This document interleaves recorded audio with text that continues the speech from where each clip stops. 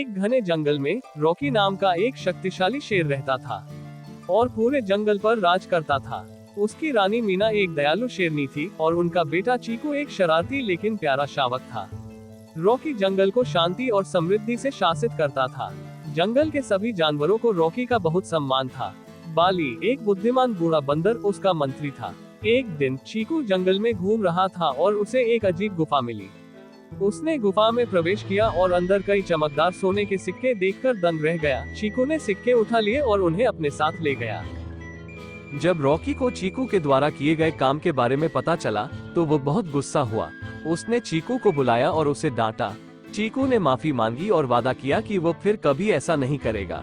Rocky ने चीकू को समझाया कि चोरी करना गलत है और दूसरों की चीजों का सम्मान करना महत्वपूर्ण है। उसी शाम बाघी नाम का एक दुष्ट बाघ जंगल में घुस आया। बाघी जंगल पर कब्जा करना चाहता था और उसने सभी जानवरों को डराना शुरू कर दिया। रॉकी ने बाघी का सामना करने का फैसला किया। अगले दिन रॉकी और बाघी के बीच एक भयंकर लड़ाई हुई। Cause I don't give a fuck what you say. Yeah, I'ma do shit my way. So you can go kick rocks, I'ma stack bricks up, build what I want to make. Yo, I got a lot of shit to say, so I'ma do this every day. I'll be writing things until I'm fucking buried in my grave. 6 feet deep. Rocky बहादुर था, लेकिन बाघी बहुत शक्तिशाली था। चीकू, जो अपने पिता को लड़ते हुए देख रहा था, डर गया था। लेकिन फिर उसने बाली को रॉकी की मदद करते हुए देखा। बाली ने चीकू को बताया कि वह रॉकी के लिए एक गुप्त हथियार ला रहा है। बाली ने रॉकी को एक विशेष फल दिया जो उसे अजेय बना देगा। रॉकी ने फल खाया और बाघी पर हमला कर दिया। रॉकी ने बाघी को हरा दिया और उसे जंगल से बाहर निकाल दिया। जंगल के सभी जानवर रॉकी की बहादुरी और चीकू की बुद्धि के लिए बहुत खुश थे।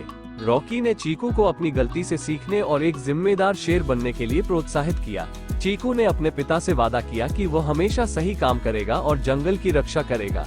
इस घटना के बाद चीकू एक समझदार और जिम्मेदार शेर बन गया।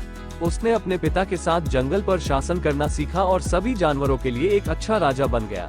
रॉकी और मीना को अपने बेटे पर बहुत गर्व था और उन्हें पता था कि जंगल भविष्य में सुरक्षित हाथों में है।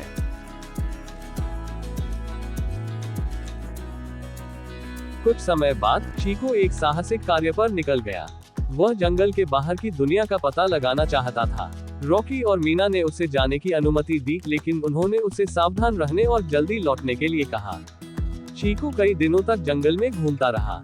उसने कई नए जानवरों और पक्षियों को देखा और कई नई जगहों की खोज की।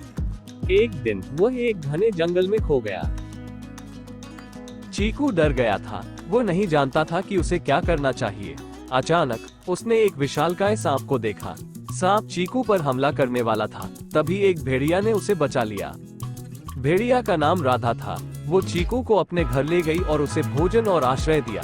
राधा ने चीकू को बताया कि जंगल में एक दुष्ट जादूगर रहता है जो सभी जानवरों को परेशान करता है। चीकू ने जादूगर के बारे में जानकर उसकी मदद करने का फैसला किया। राधा भी उसके साथ जाने के लिए तैयार हो गई। चीकू और राधा जादूगर के महल तक पहुँचे।